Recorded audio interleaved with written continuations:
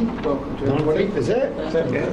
9:30, 7:30, this is 19:30. Right, emergency evacuation, is everybody happy? I take that as read. Everybody happy with that? Okay, just before we do start, I'd just like to welcome Simon Woodland, along to his first executive meeting. Thank you. He's replacing George, who has got one or two personal issues to deal with, has stood down, and Simon has filled the gap. And we've thrown him well into the league. Thank you so much. But that's such is the life of a councillor. But anyway, welcome, Simon. Thank you. Apologies for absence. We have Councillor Ward, who I'm sorry to say has got a detached retina. For those that didn't know, he had an operation yesterday, had to go back to the hospital today, and both Cheryl and I have had a call this evening to say that Dave Sperring has got exactly the same problem. He's got a detached retina, so he's got to go to Moorfields tomorrow morning. So I hope it's so apologies from non-members attending. I don't think we have any at all. Meetings of the meeting held on the 10th of July 2019. Is everybody happy that I sign those? Yeah. Declarations of interest. Okay. Matters referred from the executive and reports from other committees. There are none. Which moves us straight on to the first item to debate on the agenda, which is item 6, Quarter 1 2019/20 Financial Management Performance Report. Over to the portfolio holder for finance.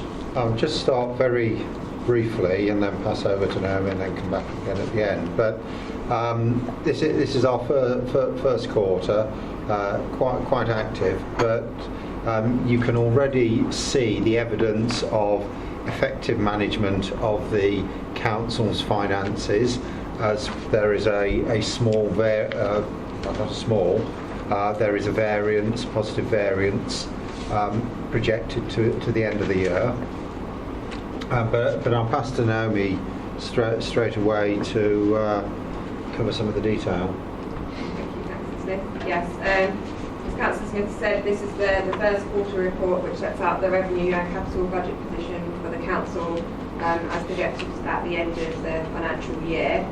It also sets out the council's key performance indicators in Appendix 5. So the latest revenue budget for the council is just over £10 million, which is an increase of just under £900,000 compared to the original budget we set at the start of the year. The reasons for that are set out in paragraph 3.2, but essentially they are drawdowns from reserves for specific items that have been approved at various member meetings since the start of the year. So, for example, the agreed expenditure on the asset programme has caused an increase in the budget, and some budgets have had grants which have been drawn down since the start of the year as well. So, as Councillor Smith said, it's a positive position overall in that we're projecting an underspend of £176,000 by the end of the financial year. Just to put it in context, that equates to just under 2% of the overall net revenue budget. So, while it is positive, it's not huge in terms of the overall money that the council spends. Members will be aware that we set a vacancy factor for our salaries budgets at the start of the year. So that basically means that we know at any point in time we won't have a completely full staffing establishment, and we projected that we would be able to make a saving of around £200,000 over the course of the financial year. At this point in the year, we're projecting that we will overachieve on that salary saving, and we'll actually make a saving of around £300,000. So roughly £100,000 of the overall underspend is being driven through additional vacancies in the staffing establishments. In addition, there's a couple of other key areas where the council is projecting a better than expected position. One of those is additional income from car parks in a region of £53,000, and the other main one is the good news story in terms of the ongoing homelessness prevention work, which has enabled us to realise a projected cost saving of £50,000 against the homelessness budget. So they are the main drivers of the projected underspend at this point in the year. There's obviously more detail in the appendices in terms of what that's made up of, and if anyone's got any particular questions, happy to either try and answer those now or to take those away and look in more detail. In terms of the capital programme, we set a capital programme including a number of items which were rolled forward from previous years of about 3.2 million. At the moment we're forecasting we will only spend about 2.3 million, but the main driver in the reduction in spend that we're anticipating for this year is actually the profiling of the playgrounds programme that we agreed. When we agreed that at the start of the year, that was we put all the budget for those playgrounds works in this financial year, but at a previous executive meeting we've agreed to actually profile the spend on those playground works over the course of 3 years. So we will still spend all of that money, but it will just be profiled over a slightly longer period than we did originally assumed in the budget at this point. So that's the main variance on the capital programme that we're projecting. That's probably all I was going to draw your attention to at this stage, but as I say, if anyone's got any particular questions, happy to try and answer them. Any questions? Any comments? Yeah. So, If I can come back then. Just an additional bit of note about the playground.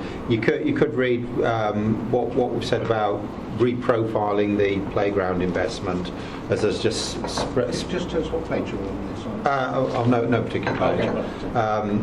Reprofiling the playground investment. That is done for a specific purpose. Obviously there's the ability to plan, to get contractors on board as well, but also it's to enable us to access grant money on a regular basis, because so far that has been very successful in bringing even more income to the project and even more playgrounds and refurbishments. The money that's projected as surplus is not a vast amount in terms of what we turn over as a council, but it is an amount of money that can make a difference. When we set the budget, we set a balanced budget. We didn't set the budget hoping that we would make some savings because we got some other projects, but it's our effective administration of the council that is allowing this surplus to build. We've made proper plans for our investments and capital investments and so on, and as Naomi has said, we're in excess of £2 million to be spent this year, with even more allocated to that. So we're in a positive position. So what I think we should do, and I would like to start to develop proposals with executive members' help, is how we can help our residents or enhance the provision of what we do to residents by looking at some modest projects that don't have a particular ongoing revenue implication, to reallocate some of that money so that within this current financial year we spend some more of it in areas where we can make a difference.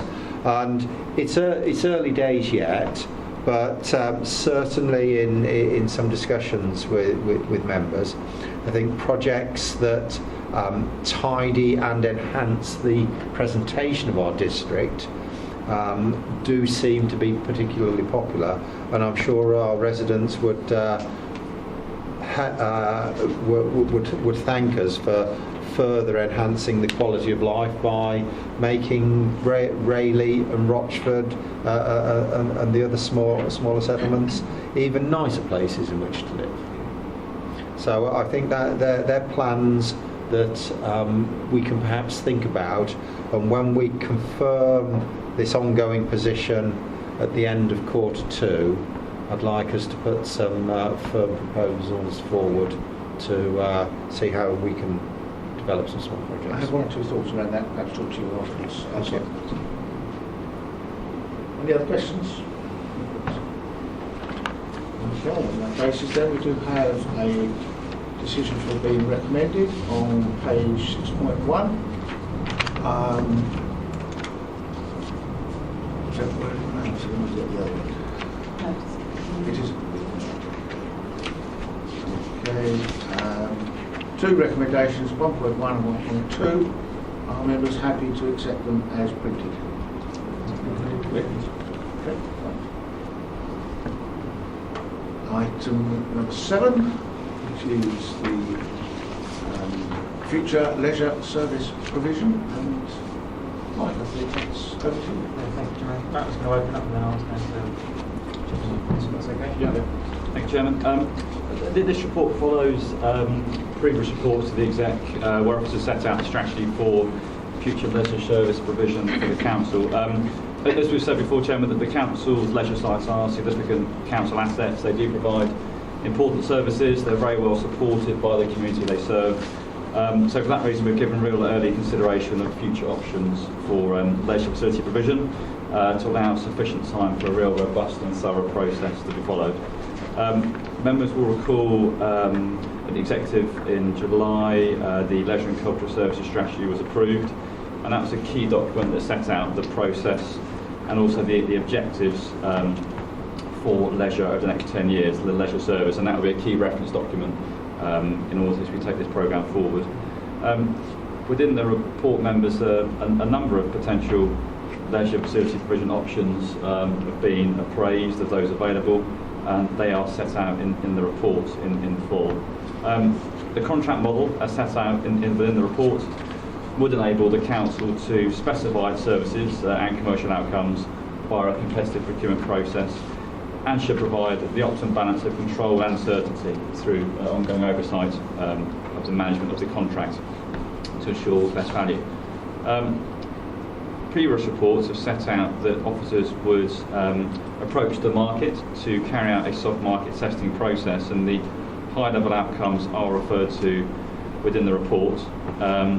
We had a real healthy response from leading contractors, well-known contractors within the sector, with extensive portfolios, both nationally, or both regionally and nationally, showing real interest in our facilities, which was good to know at this early stage. And that covered such areas such as potential financial models, possible contract terms, areas for innovation, operational considerations, and their approach to marketing. This was an early soft market testing phase, so this isn't setting down definitive options, this is testing what's possible, what's feasible, given we haven't tendered this contract for nearly 20 years now, but a long-term contract, as members will be aware. Finally, as part of the process, officers spoke with other local authorities who have been through a similar process to learn from their experiences in procuring similar contracts.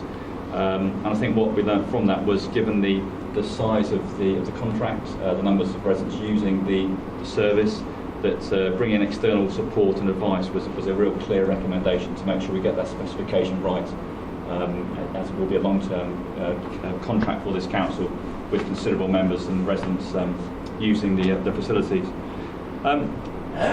In closing, the report sets out the early work that we've completed to appraise the delivery options, test the market through a soft market testing process, and how we would, going forward, develop the contract specification to deliver those objectives which members previously approved through the Leisure and Cultural Services Strategy.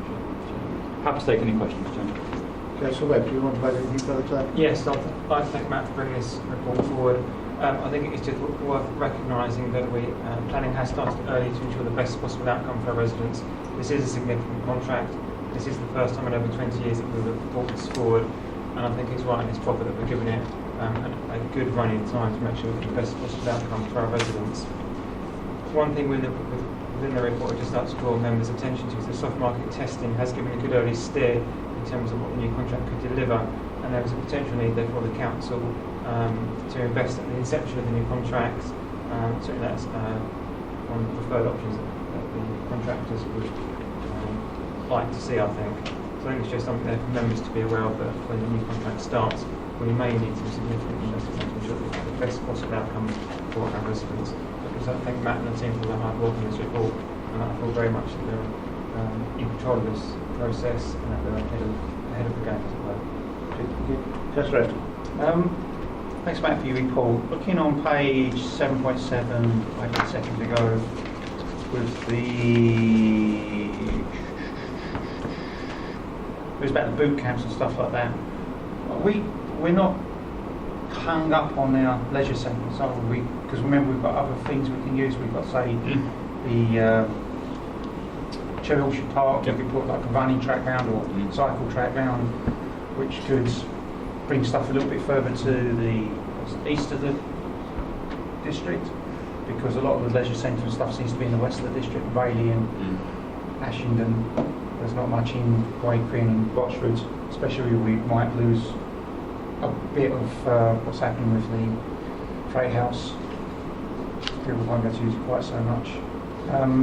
Would there be anything to maybe do anything more to the east of the district with all the house building that's going on? So it's really interesting. It's a really interesting point, and it's one we picked up through the soft market testing with potential bidders. So some of the documentation we produced, we basically set them that challenge. We said we've got lots of open spaces, recreation space right across the district, and we said how could you actually use those better?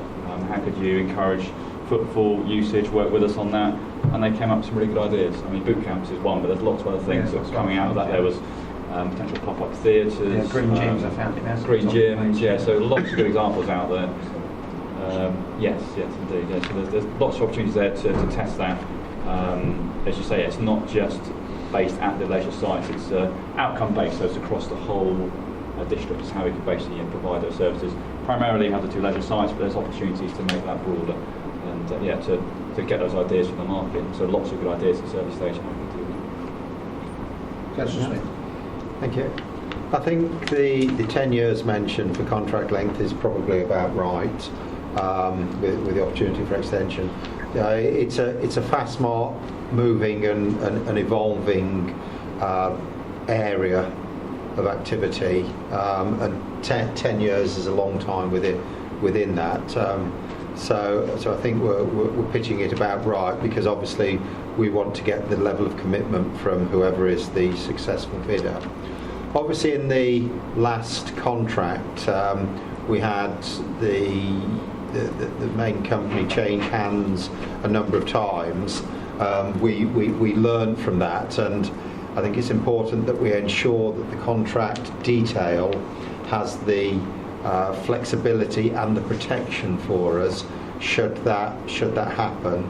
And equally on flexibility, because it is a fast-moving marketplace, we need to ensure that there is the opportunity in there should trends, fashions and fads move along, that our operator does have the opportunity. And just to reiterate, I believe the current contract model is probably the most effective way forward for us. Thank you. Any other questions? Okay, right. We have two recommendations on page 7.1, items 1.1 and 1.2. Are members happy to accept those as Agreed. Good. Item 8.